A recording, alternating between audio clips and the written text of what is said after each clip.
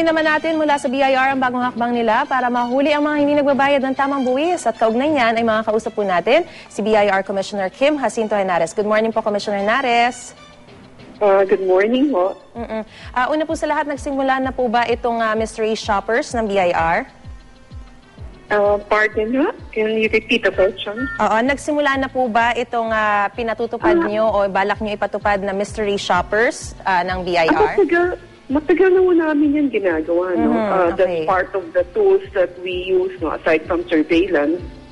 So, hindi naman ho yan bago. Parati hong ginagawa ng Bureau of Internal Revenue ho yan. Okay, pero ngayon po ay talagang ipinaalam na natin sa publiko. Dati po ay talagang hindi alam yan ng mga professionals na meron pong nangyayaring ganyan. I think sa doctors, alam na nila, no? Kasi ilan hong doktor na nakasuhan na ganyan, no? At saka secondly, maski naman hindi kami mystery shopper, di ba? Nagiging pasyente naman ho kami, no? Hindi naman ho namin ina-announce sa mga doktor na kung saan kami nagtatrabaho. Commissioner, syempre alam natin na napakaraming mga professions, no? Bukod po sa mga private doctors at abogado, may mga plano rin po ba kayong isama ang ilang mga commercial establishments? For the commercial establishment, what we usually do is we go on a tax mapping, no? And we do surveillance, no? And also, kung yung restaurant, kumakain ho doon, no? Pwede rin ho kami, ginagawa rin ho namin yan, kakain kami sa restaurant, no? Kung hindi ho nagbibigay ng resibo, huhulihin din ho namin. Ano po yung proseso? As in automatic kapag hindi nagbigay ng resibo o meron pang mga warnings? No, because an act of not issuing receipt is already one criminal act, no? Alright, so pwede na hong kasuhan yun, masking isang beses lang ho. No? So, first offense lang po, huhulihin na talaga to or ililista yung pangalan ng establishmento?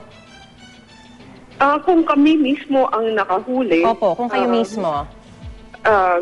Kaso na ho yan, no? Kasi may witness ho kami, no? Kasi kung ibang tao ho yun at ni-report ho sa amin, kailangan mag-build up ho kami ng kaso, no?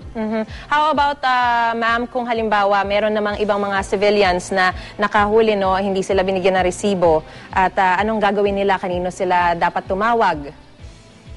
Pwede silang mag-report sa amin, no? Sa 981-8888. 981-8888. Alright, o kaya po? Or pumunta ho sila sa any of our offices, no? And report it, no? Kung saan malapit ho yung establishmento na hindi nagbigay ng resibo o kung saan sila malapit. Nabanggit niyo po, Commissioner, na marami na po mga doktor ang nahuli dito. May mga iba pang mga professionals na nahuli rin tayo sa pamamagitan nitong mga mystery shoppers na ito. Yeah, last year, meron ho kaming final case, no?